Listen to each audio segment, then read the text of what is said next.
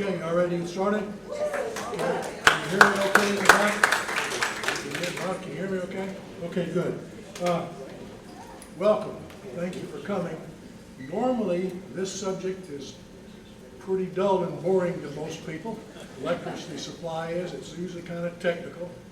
But what's going on right now in the news with respect to this massive amount of data centers that want to come and all the electricity that they will have to have if they come has created a huge news story and a lot of questions that are important for us. The questions are, what's going to happen? Are we going to have enough power? Are we going to see rolling outages? Is our prices going to go up? All these are questions that don't have total answers yet. But what I hope to do tonight is at least get you grounded in some of the background, maybe a little bit in more detail than you've been able to see in all the news stories. So let me get started with a quick review. And we are in what's called ERCOT, which is one of 3 grids in the United States. And a grid is just a big, massive interconnect of wires and electricity generators and people who use it. So in each one of those 3 grids, it all flows around, presumably works fine. We're unique because we're, even not all of Texas, but we've got our own. About 90% of Texas power comes from ERCOT. They don't own anything of consequence. They just manage the electricity supply from the generators through the transmission lines to us who are the customers. There's a picture of the grid. It's over 52,000 miles of wires going all over the place, 1,250 more than that generators. And right now there is rapid expansion going just about everywhere you can guess with respect to generators and wires. And there needs to be, as you'll see. So here's the other chart that's a good news chart. This is a good place if you're interested in renewable energy, which we are. You can see the sunshine chart there. The red is where the sun shines the brightest. And look at what we've got in West Texas. It's sunny out there, as you well know. So that's good for solar power. The wind, we're at the very end of the Great Plains, and that's where the wind blows as much. So we've got really good opportunity for windmills to make generation. So we've got a perfect situation for renewable energy. And we've done a good job of that. Back some 25 years ago, our legislature could see that renewable energy was where we wanted to get into as far as electricity supply. So we authorized $7 billion. We built 3,600 miles of wires. The green lines on the map are the wires that we built so that we could allow windmills to go into West Texas and bring the power over to us. And that happened. And I just want you to point out that there's no green line that goes down to South Texas. That's been a bit of a problem, but we're about to fix it. So this shows you the advent of renewable energy. Wind came first, and whoever has driven from here to Lubbock, you've seen thousands and thousands of windmills. They're all up there. And that's where we thought they would be put, up in the Panhandle as well. Well, guess what? The wind blows pretty good down in South Texas too. And so the companies that make these things figured that out. So they built a fair amount of power down in South Texas where we forgot to build a green line. But we're taking care of that now. We've got some projects underway that will improve our ability to get that power out of South Texas and past San Antonio over here.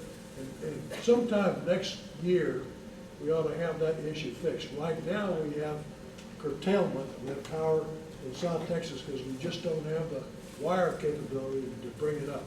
That's going to be fixed.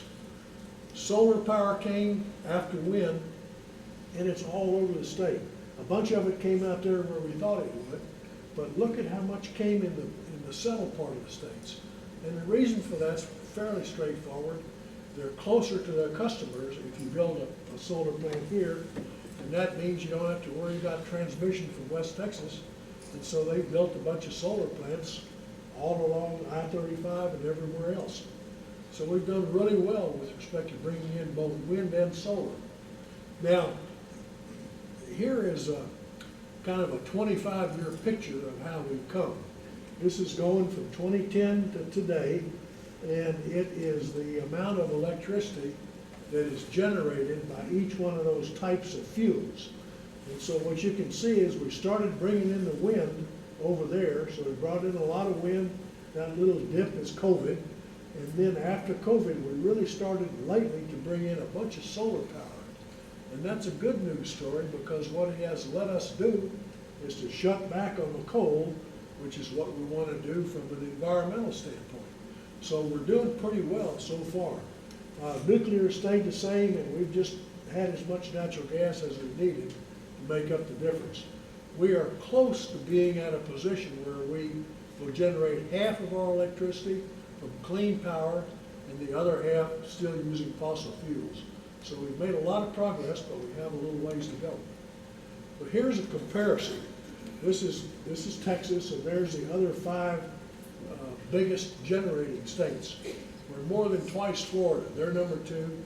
We've got more than twice as much generation capacity as Florida does. But the real interesting story is with respect to renewables. We've long had far more wind energy than anybody else does. And just last year, we passed California with respect to how much solar energy, and we're rapidly moving ahead of them. So we have done really well in terms of bringing in renewable power. And the other thing we've done really well at is we have accomplished that at a relatively low price. So this is earlier this year electricity retail price for several states. Texas is down here near the bottom.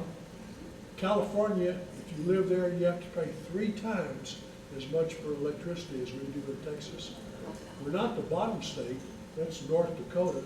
And the reason is they've got a whole bunch of coal plants that have been there for a long time. They're sitting right next to the mines. They don't have to ship the coal a long way, and it's very cheap power. So they're still using a lot of coal, which means that they have the lowest electricity prices in the country.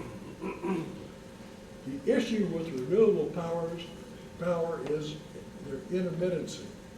The sun doesn't shine at night, and the wind doesn't always blow. And so you can't always rely on that form of generation for your electricity. We used to have our biggest problems on a hot summer afternoon. Everybody's got their air conditioning turned up, the demand for electricity goes way up, and we had some periods here a couple of years ago where we just couldn't quite keep up with the supply. That has changed significantly from a summertime standpoint in the last 2-3 years because of all of the solar power that we brought in and also all of the batteries that we brought in. And I'm going to show you how that works in a minute. So our biggest concern right now from a reliability standpoint is a winter storm, where you have a day or two where the sun doesn't shine and the wind doesn't blow and it's cold and we've jacked the heaters up and we might not have enough electricity. So that is our biggest concern right now, less so than the summertime problems. Here's an example of what I just mentioned in summertime. This is from, what, a week or so ago? And it shows you from midnight to midnight on that day how much electricity we made from each of the different kinds of supply. And you can see that it was a beautiful day. The sun was out shining really bright, so we made a lot of solar energy, but the wind wasn't blowing very hard. We have a lot of batteries, so that red represents the power that we got from discharging our batteries during that period of time. That is very helpful. We probably could not have made it. We probably would have not had enough natural gas to make it without those batteries. So they help us on price as well as supply on a day like this. We use all the nuclear and coal we can make, and we make up the difference with natural gas. So let's look at a typical winter day. This is a little earlier this year, February. It was a common winter day. The temperature was 41 to 74 here in Austin. And what you can see is we had really, really good wind all day long, and we had pretty good solar too. And so what that did, we take all the wind and the solar we can get. And so when you have a situation like that, it pushes natural gas and coal almost off of the grid. There's just no room for them anymore. But the really interesting thing here is the prices, and that's what this chart does. This is the wholesale price of electricity. Everybody that makes electricity gets the same price. However you make it, you get the wholesale price. And so look at this. This is the price, and that's zero price. And so we ran typically for a while early in the morning. We had a little spike up in price where the demand was going up, and we were getting geared up to supply that. But when we got to the middle of the day, we were running a negative price. What that means is everybody who was making electricity was having to pay ERCOT $25 megawatt hour to be able to take their power. Now, if you're a solar or a wind person, you can do that because the government's giving you 27.5 in a subsidy. So you can pay 25 and get 27 from the government and kind of get by. That doesn't work if you're natural gas or coal. You've got to buy your fuel. There is no subsidy. And so the natural gas people were running a big negative cash flow right during that period. They stayed online, one, because they had to, and secondly, because they knew that come sundown, things would recover and they wanted to still be online so they could be supplying over here. But it's a real problem if this continues for the natural gas. And again, we've got to have the gas to stay in business, so that's one of the big issues. Now here's the bad situation that we worry about.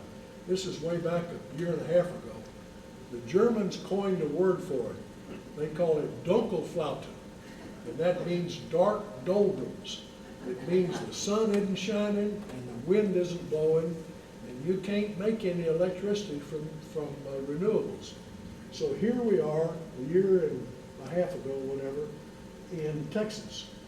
The sun wasn't shining, the wind wasn't blowing, and we were taking all we could get from coal and nuclear, and we had enough natural gas to make up the difference. Fortunately, we had no shortages or even threat of shortages. But the issue is when you have this kind of a situation, you better have enough gas, or if you don't, you're out of luck. You're not making power. And with the demand, which we're going to look at in a minute, going up, that can be an issue. Hopefully, in a decade or so, we'll start to get more nuclear power in. That can be the long-term answer, some of us hope, but it's going to be a decade before that starts to make any consequential difference. Now here's the other issue. They say, oh well, we had that big winter storm. If we'd have just not been so hard-headed here in Texas and hooked up those other grids, we could have avoided that problem. That is totally false. And this should show you that. What we have is just a little bit of connection to Oklahoma and Mexico right now. 1.2 gigawatts, that's like 1%. So we can do a little connect, but not much.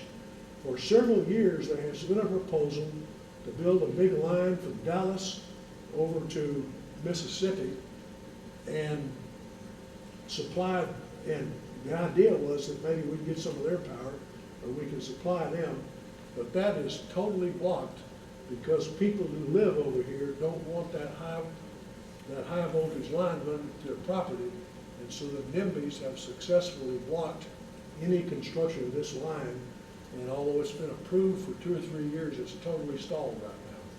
There was another proposal that came a couple of years ago to tie into our power in Pecos and take it to El Paso, which really means California. And that proposal is still there, and the PUC is presumably looking at it. But I will make a suggestion that that'll never happen because that takes power away from Texas, and we need our own power. So here's the problem with increasing the connection capacity. As I mentioned, it's not likely to help us when we have a shortage because our neighbors are also going to have a shortage. You remember 3 years ago, Uri 2021, that big bad 3 days where we were way off?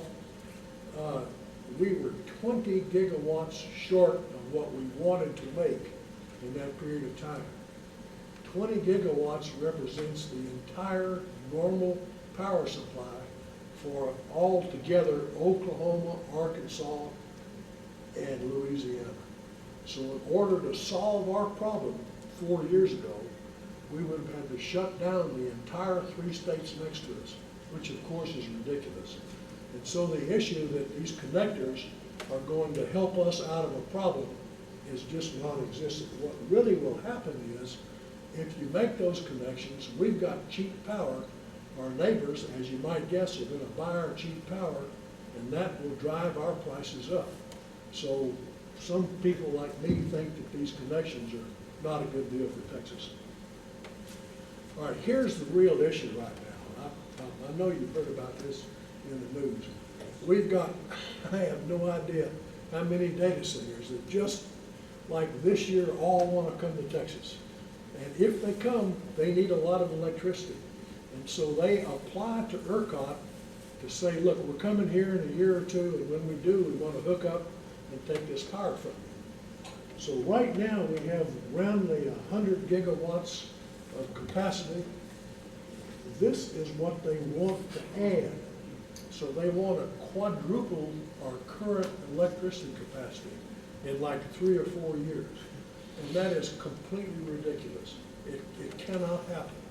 And so that's what they say, but it's just not going to happen. 90% of that is data projects.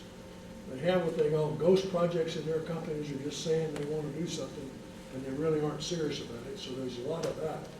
But ERCOT has got to deal with that issue. They can't just ignore it. Now, the good news is they can't just go hook up. They have to have approval to ERCOT to do so. Thank goodness, because that just wouldn't work. And so ERCOT is not going to let all that happen if they know that it's going to make a problem with our power supply. So ERCOT, they can't hook up again unless ERCOT agrees to let them. And that's a good thing for us. We're the epicenter for new data centers. This chart is 6 or 8 months old. It shows 200 and some odd megawatts of data centers that want to come to Texas, 5 times more than the next state. So everybody wants to come here. In this map, the blue dots are where we currently have a data center, and the orange dots were those that said they wanted to come as of 9 months ago. It's way more than that now. So you can see that people want to basically cover up Texas with new data centers.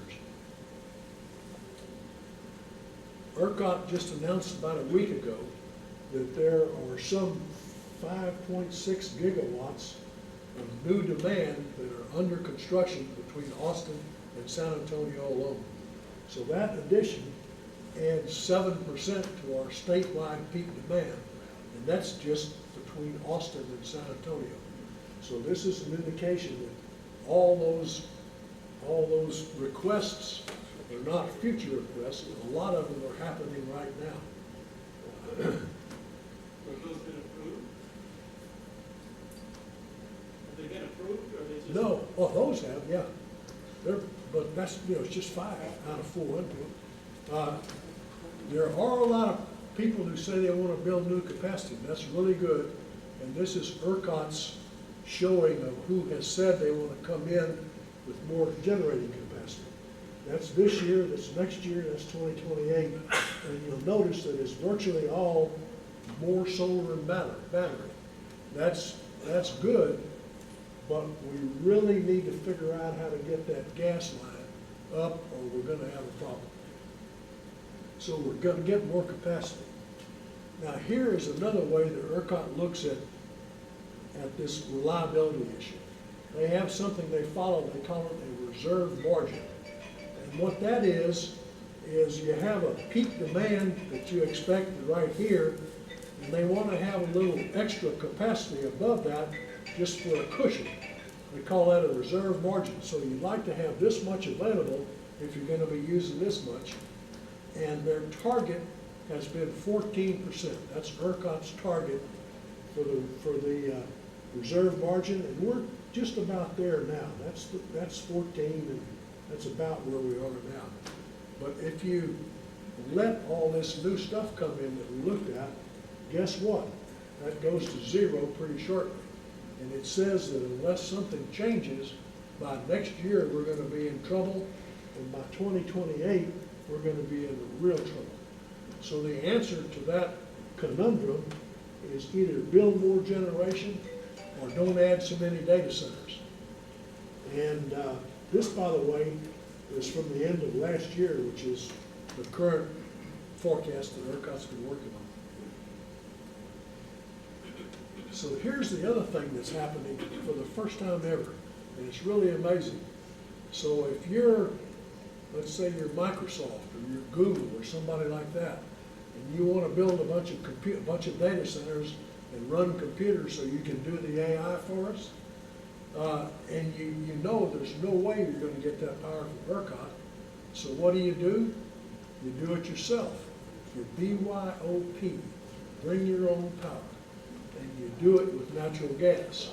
And you do it out in the hinterlands, out in West Texas, or way up in the Panhandle, where you don't have all these people around you to be NIMBYs and try to stop you from doing it. And that's what's going on. I'll show you some of it in a minute.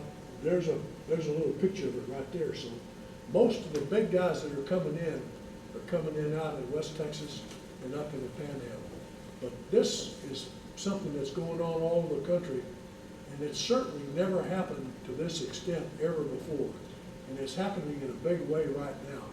Here is a current forecast across the country of, this is just the companies that want to bring your own power and do it yourself. These are not companies that are asking to get from their ERCOT, wherever that is. So Texas has got 41 gigawatts of BYOP power in the forecast, so we're way bigger than anybody else. And that tells you what you've already seen, which is everybody wants to come to Texas. Okay, let me switch subjects just a little bit now. I'm going to talk about the new power supply. And it's going to have to be gas if you're going to come anywhere close to doing all this. So I want to briefly go over the different kinds of generators that we have for natural gas. The first one, and the one that we really rely on for big time grid power, is called combined cycle gas turbines. And they're sold out. I'll show you more about that in a minute. And then we have smaller gas turbines of different varieties, and we have what are called reciprocating engines that are kind of like car engines. So let's look at each one of those. This is the big guy, maybe 600 megawatts. We've got some of these all around today. They're not brand new. It's a giant gas turbine, and you have it here, and you put air in, and you burn natural gas, and it spins that turbine, and it drives a generator and makes electricity. So that's called the gas turbine cycle right there. Hot flue gas comes out of that turbine, really hot flue gas. And so you take it over and put it in a boiler, and you boil water and make steam, and put that steam in a steam turbine, drive another generator, and make some more electricity. This is the water and steam cycle. So you have combined cycle gas turbines. They're very efficient, like 60% efficient. They're what you would like to have for your grid, and they're sold out. If you ordered one today, you cannot get it before 2029, and that's a big issue. Here's another comparison that I find interesting. It's looking at land use. This is a power plant in North Carolina. Those are 3 large combined cycle generators like I just showed you. They make 1.5 gigawatts of power. The area inside that image is roughly 50 acres. If you wanted to generate that much electricity on average with solar power, you would have to pave over 8,000 acres with solar panels just to get the same amount of power you get out of that right there. So solar has got lots of good things going for it, land use is not one of them. All right, here are the smaller gas turbines. They're called industrial gas turbines, just a smaller version of the same thing. Again, they're small, they're much less efficient because you don't have that second steam cycle on there. Normally, and we've been using them for a long time, they're not brand new, but normally you just have them on standby and you use them for peak power. They're called peakers. So they sit there idle until the demand goes up to where you need them. And you can turn them on, they run, they help you out for a little while. Very expensive, but you get by. And then when the demand goes back down, you shut them down and leave them idle again. That's what a peaker power plant does. Airplane engines can do the same thing, turbojets. So it's just another gas turbine, really. So you hook it up to natural gas and hook it up to an electric generator, and you can use an airplane engine to generate electricity. And because we're so desperate to get more power, we're doing that right now. We're buying new jet aircraft engines and doing this with them, and we're also finding used ones out in the scrapyard somewhere and refurbishing them and putting them into some of these new power plants. So this is an alternate way to get out power, but it's much less efficient.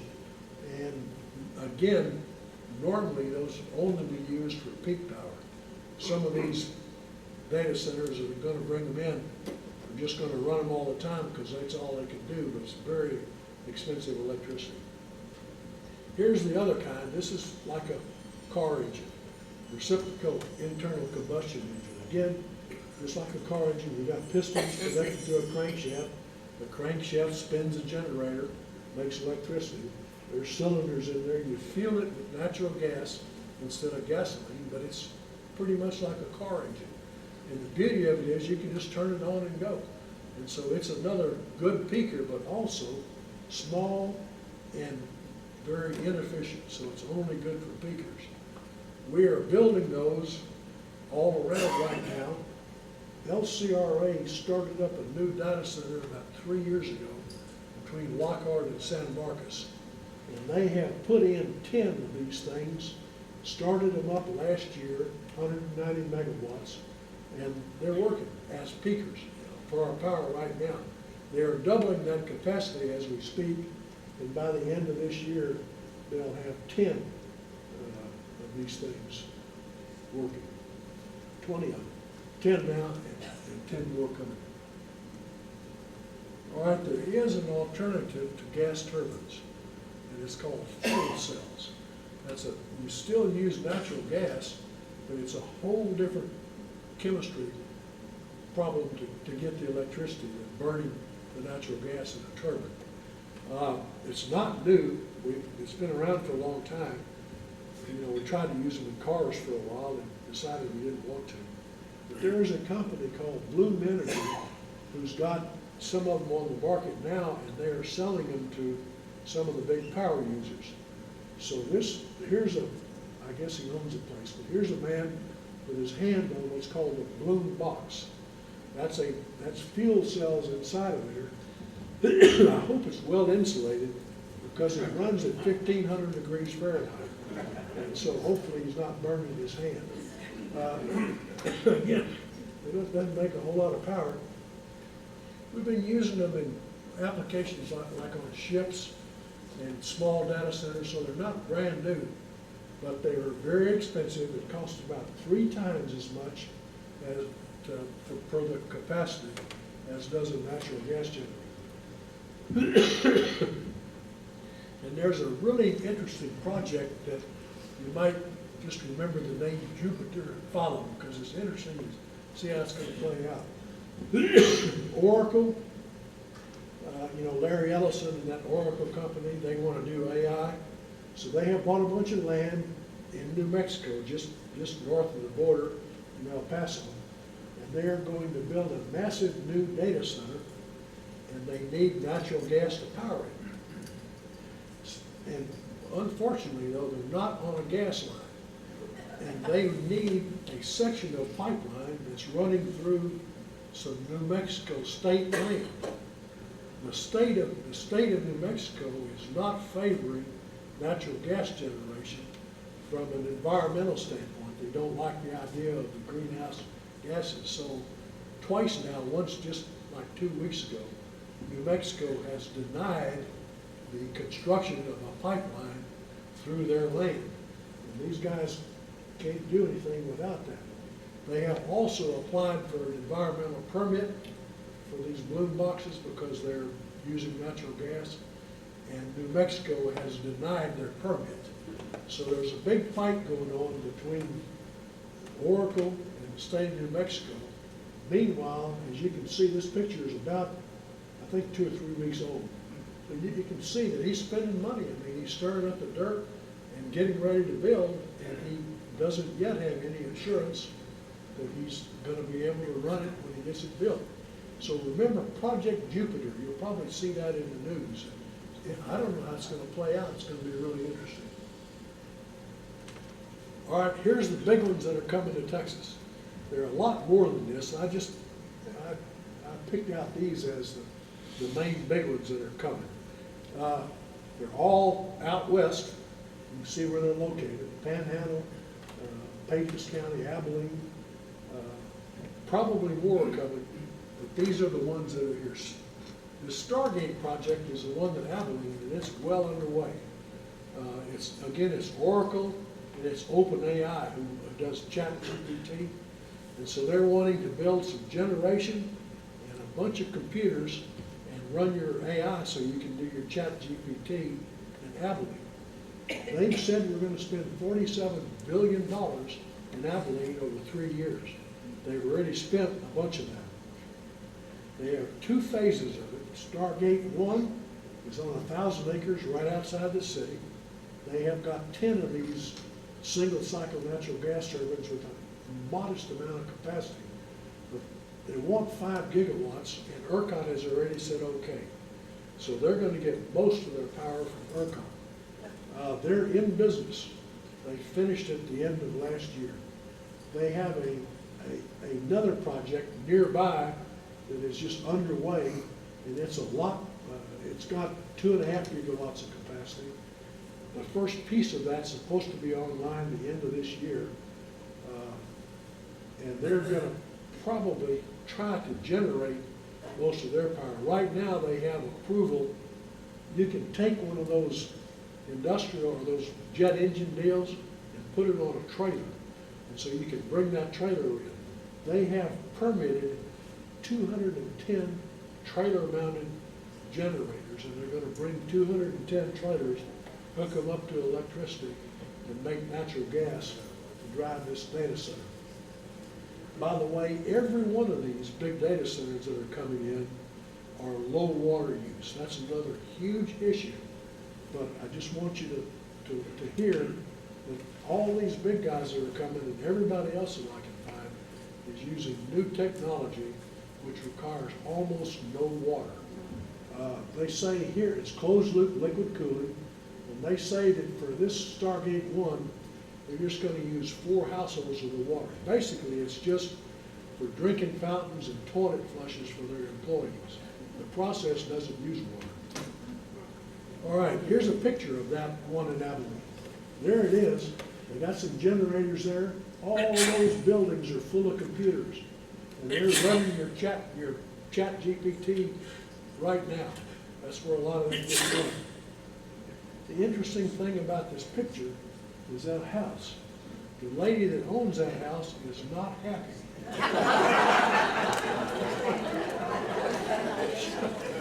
She's been fussing at them since they started to no avail.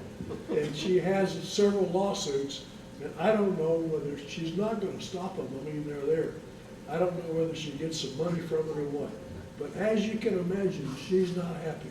And so when you try to build one of these things next to somebody like that, maybe you shouldn't. And that's why you'll find so many of them are going out in West Texas in the middle of nowhere where they don't have any neighbors. All right, here's another big one going up in the Panhandle. This is up above Amarillo. It's next to Pantex. That's our country's nuclear atomic bomb plant. And they bought 5,000 acres up there. and they are in the process of building a huge data center with a lot of generation. They're supposed to have the first of it online by the end of this year. That's a picture from March, so they're coming out of the ground. So that's being built as we speak. Also, the same story, they're not going to use any water when they get it built. And interestingly, they have said way down the road somewhere, 2032 to 2036, they're going to build 4 very large traditional nuclear reactors. That's not the new small reactors that we hear a lot about. That's the kind that we've got at Comanche Peak and down in South Texas, the big kind. So they're going nuclear in a big way sometime down the road. Meanwhile, it's natural gas, and it's underway right now. Here's Google. They just came on the scene like last year. They're going to build 4 AI data centers in Texas, up north in the Panhandle. They're going to spend $40 billion in 3 years, and that's Google's largest expenditure in any state. They're underway right now, both of them. May last year, that one started, and in December of last year, this one in Haskell started. They're going to use a lot of power, some of which they're going to generate themselves, and the rest of it, they say, they're going to buy from somebody else. And they've also just announced a couple weeks ago a new data center, not a generator, I don't think, excuse me, in Wilbarger County on the Red River. All right, here is an existing, this is the United States' largest solar power plant right now. And it's 75 miles from here. It's up in Milam County by the little town of Buckholz. And it's been in operation for a year and a half now, so this is operating. There's one more of these. I picked 2 of them. 3 of them that are fairly close together, but they looped together and call it the Orion Solar Belt. 5,000 acres, $1.5 million solar panels. They're going to generate on average 220 megawatts, and that has been bought by Google to go to that Haskell plant that I showed you. It will provide 4% of what that plant will need. So you're going to need 20 times this much solar if you're going to use solar to provide that data center. I don't know what those people think out there. All right, here's another big one that recently got announced. This is Chevron. They've cut a deal with Microsoft. Microsoft wants to run their computers for AI. Chevron wants to build the power to supply them. So they bought, how much? They bought a bunch of land out 2,000 acres, 20 miles south of Pecos, out in the middle of nowhere out there. They have not yet made their final investment decision. That's supposed to come later this year. But if they give it a yes, this project will come online in a little bit of it later on in 2028, ultimately in the 2030s, and they have already contracted for some of those large combined cycle generators. So they're going to be fortunate enough to be able to use these big gas generators on this project. They've said that they're not going to connect up with ERCOT right now. Sometime in the future, when they have a lot more power capability, they might try to sell some to ERCOT. They're intending to start up as a BYOP operation, not connected to ERCOT. The interesting thing about this is they're going to cool this plant with brackish groundwater. You can pump up salty water from the ground, and there's abundance of it. No short supply at all. They're going to pump that groundwater up, use it to cool this plant, and I guess it'll work. They say it will. But the interesting thing is that then they're going to see if they can't convert that brackish groundwater over to what's called produced water from oil and gas wells. When you drill a well out there and you produce it, you get 1 barrel of oil and you get 5 barrels of salt water. You can't help it, it just comes along. And that's called produced water, and it's a problem. right now, they've got to collect that produced water and pump it back down in the ground somewhere, and that can cause earthquakes and other things, so it's a problem. So what these guys are hoping to do is to be able to ultimately use some of that produced water to cool those data centers. If that works, that'll be a neat turn of events. It's gonna be several years, I think, before we really know if that's gonna work or not. All right, here's the last big one. This is a project out, again, in Pecos County, 20 miles north of Fort Stockton. They bought 8,000 acres, they just announced it. They already have environmental permits for 7.6 gigawatts of natural gas generation. That is the largest permitted power producer in the United States. They don't have anything even built yet, but they have the permit to build that much power. They're not going to connect to ERCOT. They say they started construction earlier this year. They hope to be online by the end of next year and fully online by 2031. They're using gas generators. They're going to claim to use some solar. We don't know too much about them. But the other interesting thing yet is this is just a power company, and so far they don't have any customers. They're supposed, this is a rendition of what it might look like, and supposedly they're stirring dirt, and they don't yet have their first customer. So there's a lot of high risk going on with these companies. All right, two of them closer to home just to get you situated. Between here and Bastrop, we've got Edge Connects. They're a data center. They supposedly just started up, like right now, on 180 acres out there, and they're doubling the capacity in a couple of years.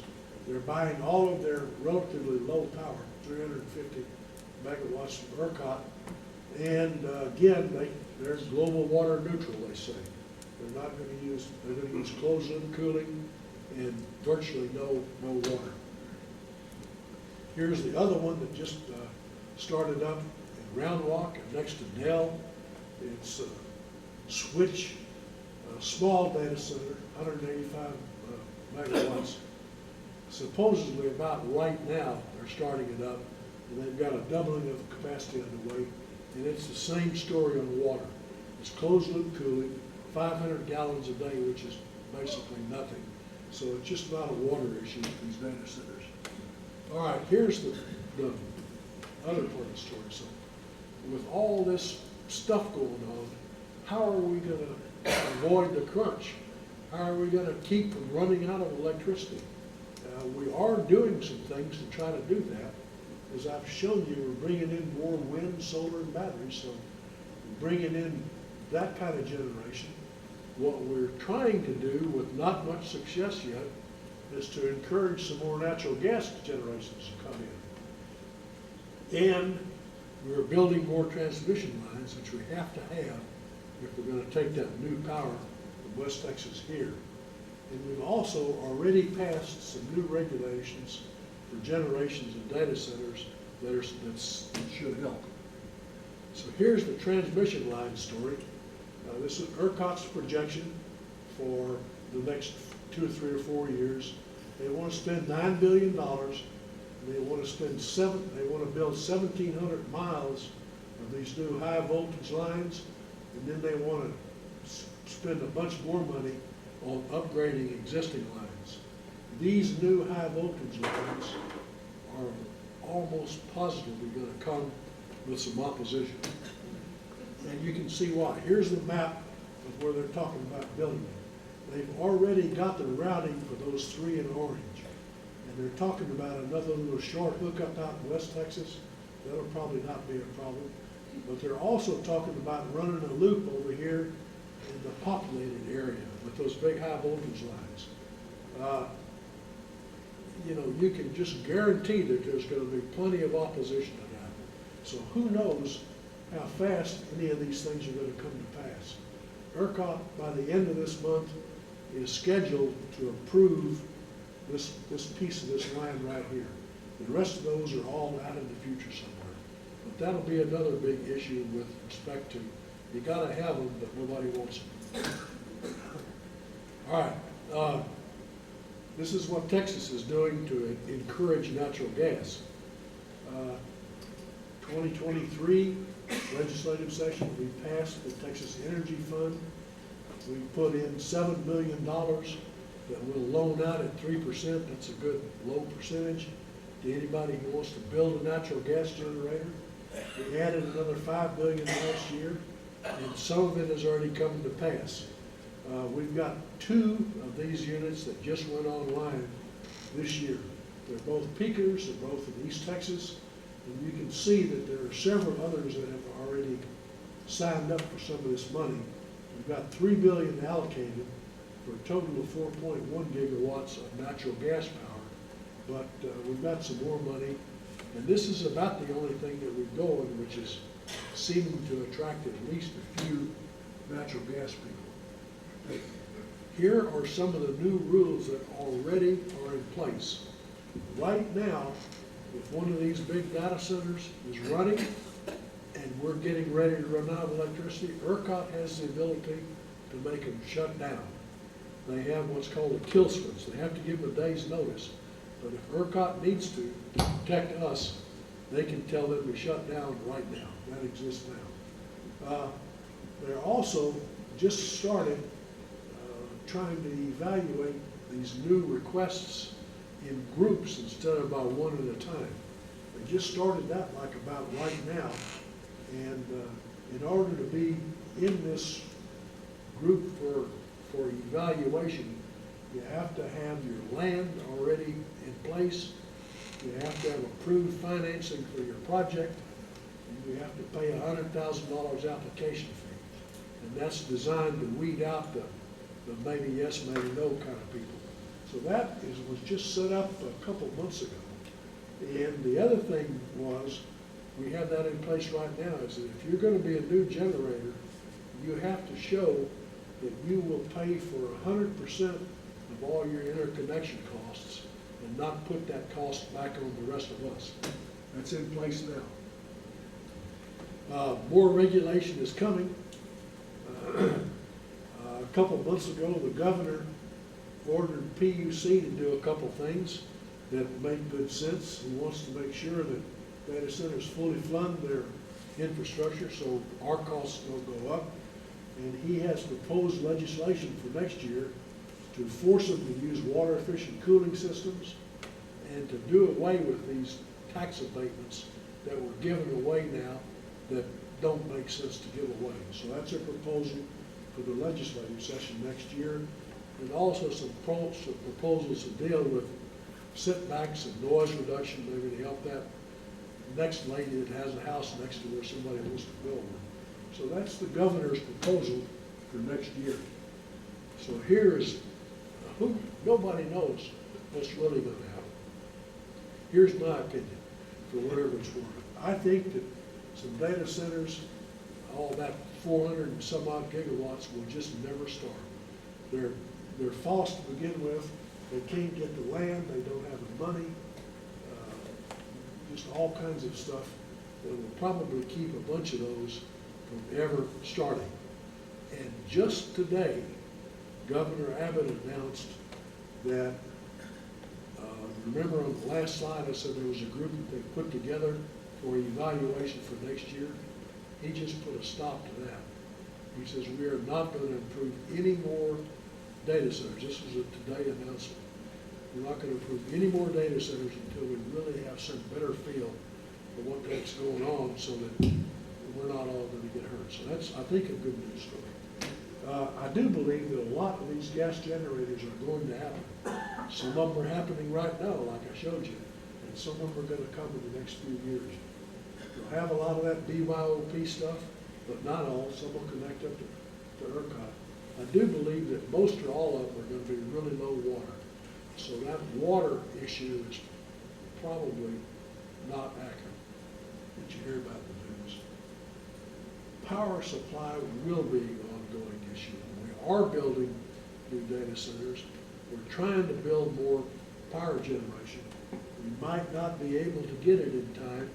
We've got to build new wires, and there's going to be opposition to that. So it's going to be a struggle over the next few years to to see how all this finally washes out.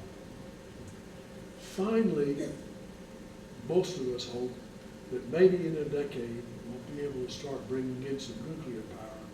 And that, if it ever comes, is the ultimate answer to a bunch of the stuff we talked about tonight.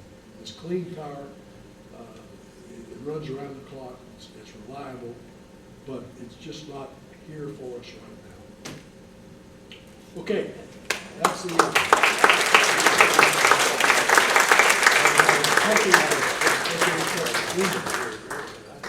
Recently, there's been the news of computer hackers getting into water supply companies. I hope that ERCOT has good protection of their computer system that distributes electricity. Yeah, I do too. It's not quite, I don't know if you could hear Linda, she says that, she points out that just recently it's in the news that some hackers have broken into a few towns' water supply systems, and that's of course a concern. And she hopes that maybe ERCOT has some good anti-hacker type stuff. And we'll see. Actually, they don't really operate these town facilities. It's the towns that have the computers that do the things, so it's not so much ERCOT, but that's a problem. Here's another question right here. How is the energy produced that goes into the batteries? How is the energy produced that goes into the batteries? Those batteries are charged during the daytime, hopefully when the sun is shining big and the prices are way down.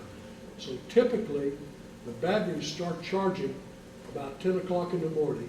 They get fully charged by the end of the day. They stop charging. They have charged with relatively inexpensive electricity. When the sun goes down and the power needs go up, they discharge to provide that power, and they sell it at a high price and make a ton of money. We all wish we were in the battery business in Texas right now. But the answer is, some people say they get it from solar generation. That's certainly a part of it, but they don't get it from just one source. Although solar during the day is usually the biggest source. The question in the back. Now, you had an early chart that showed how you concluded by saying you don't think they're going to get all the power that they are hoping to get. You had an early chart that showed a huge increase. Up to 450 Right. gigawatts. So you have a guess at how much they're going to get and what that means for... Well, I have seen several guesses. Earlier this spring, ERCOT's guess was 60 to 70. But that is... 60 to 70% of... No, 60 to 70 gigawatts out of 420 gigawatts. So ERCOT didn't think that much of it was actually going to happen. But that's been this spring, and the world changes every month. So I don't know what anybody's current guess is, but 30 gigawatts might be reasonable over the next 3 years. You can't build 400, it's just impossible. So that cannot happen. But maybe 30 or 40 or even 50 can. The other concern that I've seen people raise, and you've addressed the water issue, is the heat issues. Apparently, these places generate heat and raise the temperature in the neighborhood. Absolutely they do. And they're supposed to be and we've got a bunch noisy of too. them happening in not too far from Austin. So you have They're a sense supposed of to be how much it noisy will too. change the temperature? Yeah. I don't know that anybody cares that much out in West Texas, But here, if you put it here, yeah. I mean, do you that's have a what- sense of how much that's- it's raising? Well, no, not really. And it really probably isn't very much in terms of degrees. But it's heat. And it's just one of several things that people are understandably objecting to. I don't want one of those things next to me. You know, go ahead and build them in West Texas where nobody's out there. But don't put it, you know, next to Camp Avery. It doesn't make sense.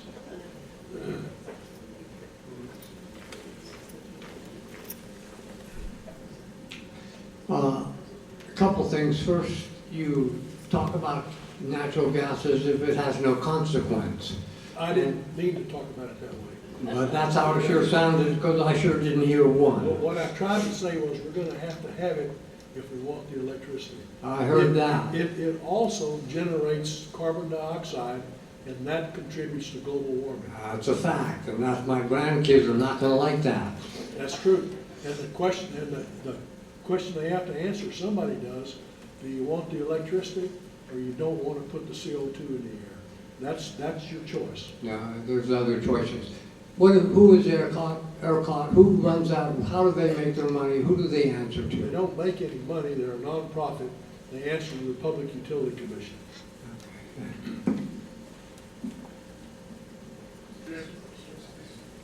The reciprocal,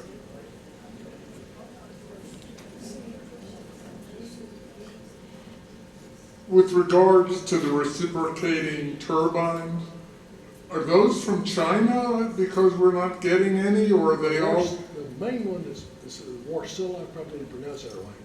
They're a Scandinavian company. Most of them are not from China, those kind. Thank you.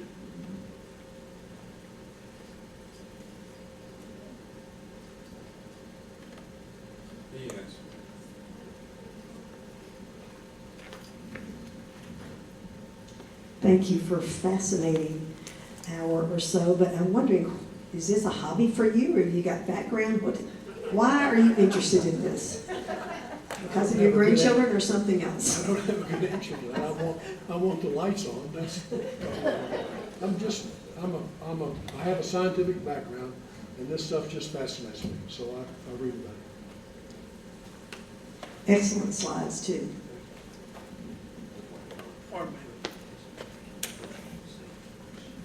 Where does Austin get its power from? Gas produced out on the lake, Travis? Austin has at least Austin has 4 sources of electricity. It's all mixed in with ERCOT, but Austin owns gas plants out by, towards Bastrop out there. They own a piece of the nuclear plant, the coal plant down at LaGrange in South Texas. And they own a small solar plant just outside of Austin that's a big fiasco, but another story. They have some solar. And they also own a wood chip generator in East Texas, small scale. But Austin buys power from those 4 sources, but it's really just a mix. You know, the stuff gets in, and we don't get the electrons that come from any one of those plants. It all mixed together in the ERCOT system. But we do own those generating facilities. About nuclear, you got 2 problems there, and I haven't heard them solved. The problem of disposing of the waste, as far as I know, there's still no solution to that in the United States. And second is that it's my understanding that nuclear power plants were stopped building because of the cost of them made them not economically viable. True. And we're going to do it again. Yes. You can see why I'm upset. That's a whole separate subject, by the way. We could talk for another hour about nuclear power. We talk about producing more electric source for meeting the consumption. Are there plans actually to reduce the consumption? And transportation is one of the things with very high energy consumption. And are there any government plans to do that? Well, our move to electrical vehicles, which we're trying to do and kind of having difficulty, but we want to do that, that adds to the consumption. Yeah. That takes more electricity. Right.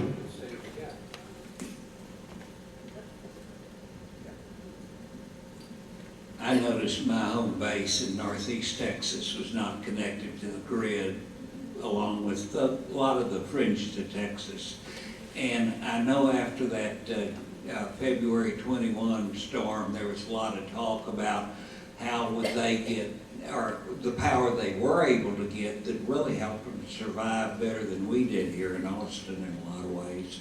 Is there any more talk being done about interconnecting more nationally with ERCOT? That was the couple of charts that I had, and the answer is there is at least one proposal to connect from Dallas to Mississippi, and it's dead in the water Right. for the moment. So Yeah. beyond that, not much. On the same token, all the people in northwest Louisiana are up in arms about a data center farm that's gonna quote-unquote drain Caddo Lake. People are upset about data center farms everywhere.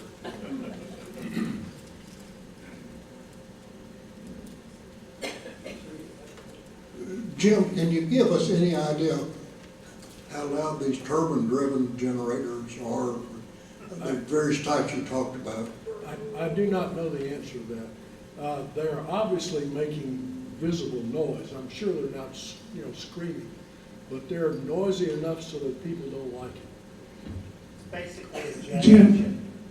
you and I talked about it, but the data center up around Salt Lake City in Utah, they say that overnight it will increase the temperature by 12 degrees.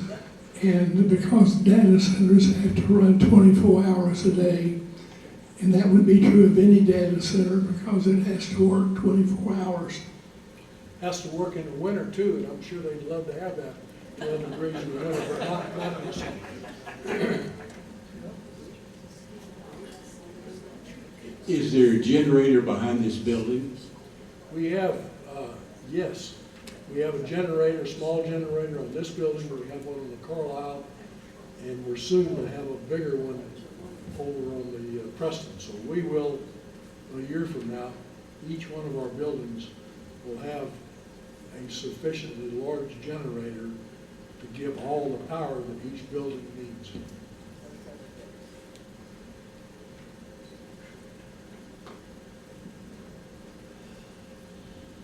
We're 8:15, so I'll go as long as you all will. Jim, how do the natural resources like water interact with the need for power? And if we have a severe water problem in the future, does that severely affect power? The older power plants, most of them, cool with evaporative cooling, so they use water. The example, let's see, I have that handy here. Yeah, what about water? That's the Fayette County power plant. It runs on coal. You don't see any fans there. They're water cooling. That's evaporative cooling. You wouldn't want to do this going forward because it used too much water. What's happening largely going forward is we're using air cooling instead of water cooling. This is a plant that went in a Temple, 4 years or 10 years ago. If you look carefully, you can see some fans there. That's air cooling. Here's one that just started up in Orange, and you can see the fans back there. So these two brand new natural gas, large gas generators don't use water. And that's where the majority of the new ones are coming, like this. They're low water consumption. So yes, in the past, they've used water. Going forward, it's not going to be near as much as you read about in the news.